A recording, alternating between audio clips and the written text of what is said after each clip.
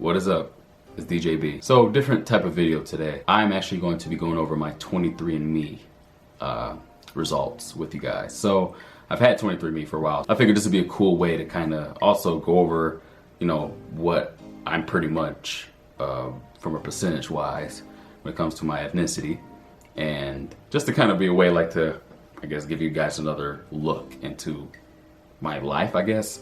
But I figured this would be very cool. And I know there's so many different like 23andMe's out here, like, you know, so many people are mixed with this and that. And shoots, half the time they don't even know it. Before we begin, be sure to subscribe to the channel if it's not subscribed. And hit the bell to be notified whenever I post. Give this video a huge thumbs up.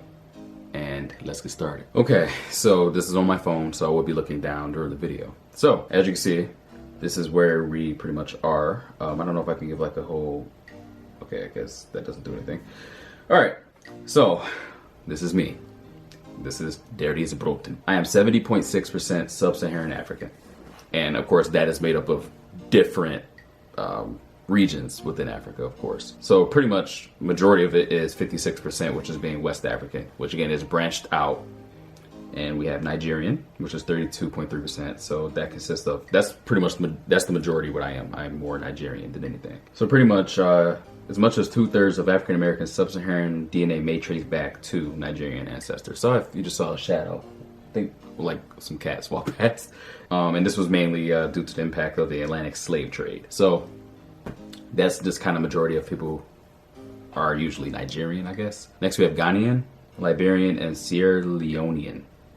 Pretty interesting. So that is 12%, 12.2%. Next is Senegambian, Senegambian? I don't know how to pronounce that properly. And Guinean, yeah, 4.1%, so small. And then the rest is just broadly West African, which means they don't really know like much of exactly where. They haven't pinpointed that yet.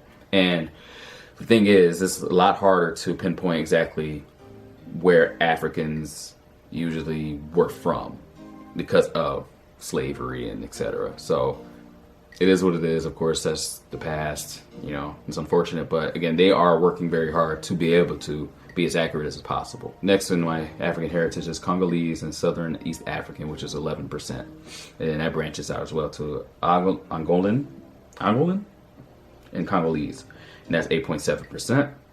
Then Southern East African is a little bit vague, but it's 0.4%, so I mean it's very small as well. And then the last of it is broadly Congolese and Southern East African again.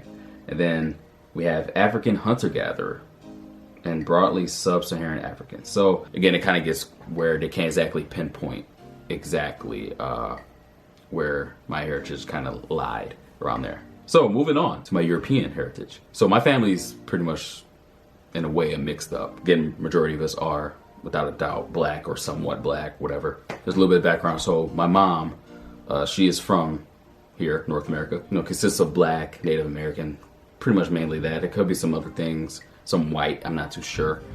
But then there's my dad. And my dad's family, including him, they are from Jamaica. He's from St. Andrews, I believe, which is like right next to Kingston.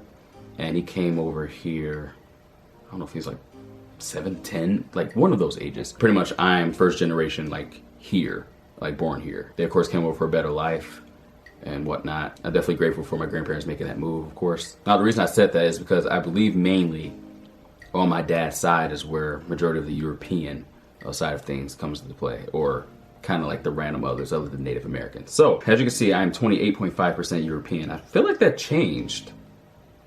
I swear things have changed. I feel like I was like 73% African or something like that. And what it would have been,